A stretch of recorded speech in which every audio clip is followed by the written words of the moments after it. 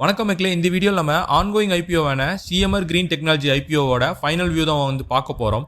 So இந்த IPO 2 நாள் சப்ஸ்கிரிப்ஷனை வந்து கம்ப்ளீட் பண்ணிருச்சு.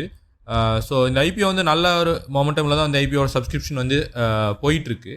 ஸோ இந்த ஐபிஓ இன்னும் ஒரு நாள் தான், ஜூன் 5 தான் வரைக்கும் தான் வந்து ஓப்பன் ஆகிருக்கும். வெள்ளிக்கிழமையோட க்ளோஸ் ஆக போகுது, ஜூன் 5ஓட வந்து க்ளோஸ் ஆக போகுது.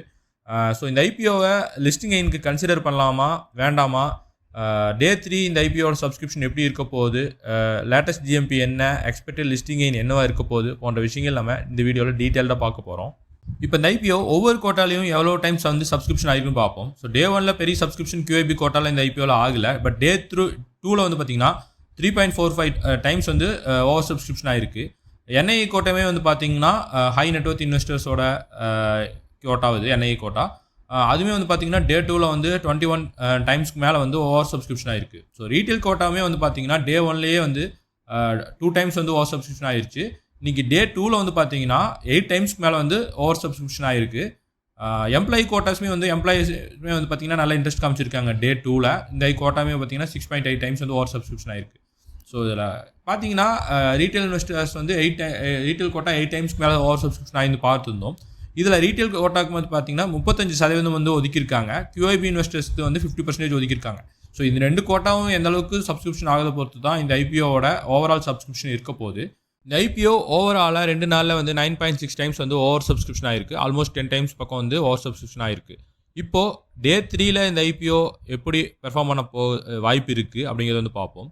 ஸோ யூஸ்வலாகவே நம்ம பார்த்துருக்கோம், QIB இன்வெஸ்டர்ஸ் வந்து டே 3ல் தான் வந்து அதிகமான ஆர்வம் காட்டுவாங்க. அதாவது ஃபினான்ஷியல் இன்ஸ்டிடியூஷன்ஸ், பேங்க் மாதிரி இருக்கிற இன்ஸ்டிடியூஷன்ஸ், மியூச்சுவல் ஃபண்ட் கம்பெனிஸ் போன்ற நிறுவனங்களாக வந்து பார்த்தீங்கன்னா QIB கோட்டாவில் வருவாங்க.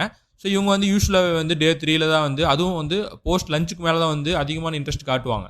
ஸோ இதனால் இந்த ஐபிஓவில் டே 3யோட சப்ஸ்கிரிப்ஷன் நல்லாவே இருக்க வாய்ப்பு இருக்குது. டே 3ல் வந்து QIB கோட்டாவே வந்து பார்த்தீங்கன்னா 50 டைம்ஸ்க்கு மேலே வரைக்கும் வந்து சப்ஸ்கிரிப்ஷன் ஆகிறதுக்கான சான்சஸ் இருக்குது. அதுக்கு மேலேயும் போனால் இது வந்து ஒரு எக்ஸலண்ட்டான சப்ஸ்கிரிப்ஷனாக இருக்கும். ரீட்டைல் கோட்டாவே வந்து பார்த்தீங்கன்னா 20 டைம்ஸ்க்கு மேலே வந்து ஆகிறதுக்கான சான்சஸ் இருக்குது. 15 to 20 டைம்ஸ் வரைக்கும் வந்து இருக்குன்னு சொல்லிட்டு நான் எக்ஸ்பெக்ட் பண்ணுறேன். ஸோ ஓவராலாக இந்த ஐபிஓக்கு இன்வெஸ்டர்ஸ் கிட்டனால வரவேற்பு இருக்குது. அதன் காரணமாக GMPயுமே வந்து பார்த்தீங்கன்னா அதே பொசிஷனில் ட்ரேட் ஆகிட்டு இருக்குது. ப்ரீவியஸாக வந்து 31% வரைக்கும் இருக்குன்னு சொல்லிட்டு நம்ம பார்த்துருந்தோம். தற்போது லேட்டஸ்ட் GMP வந்து பார்த்தீங்கன்னா ₹70 GMP ட்ரேட் ஆகிட்டு இருக்குது. அதனால் வந்து லேட்டஸ்ட் GMP வச்சு பார்க்கும்போது இந்த ஐபிஓ ஓவராலாக இந்த நிறுவனம் வந்து பார்த்தீங்கன்னா 36.46% வந்து லிஸ்டிங் தரக்கான சான்சஸ் இருக்குது அப்படின்னு சொல்லிட்டு GMP இண்டிகேட் பண்ணுது.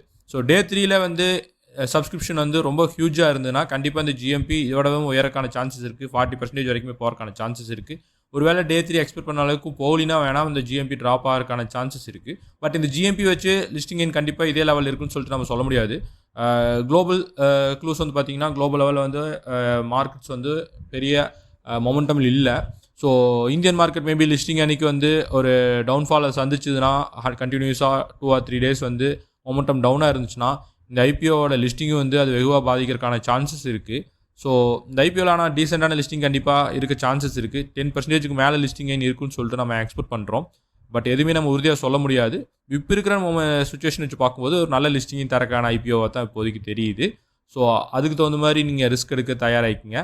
ஸோ லாங் டேர்ம் வியூ பற்றி நான் ஆல்ரெடி ஷேர் பண்ணியிருந்தேன். ஸோ இந்த இன்ஃபர்மேஷன்லாம் உங்களுக்கு யூஸ்ஃபுல்லாக இருக்கும் நம்புறேன். யூஸ்ஃபுல்லாக இருந்தால் மறக்காமல் இந்த வீடியோவை லைக் பண்ணுங்கள், உங்கள் ஃப்ரெண்ட்ஸ்க்கு ஷேர் பண்ணுங்கள். மறக்காமல் நம்ம சேனலை சப்ஸ்கிரைப் பண்ணிக்கோங்க. நன்றி, வணக்கம்.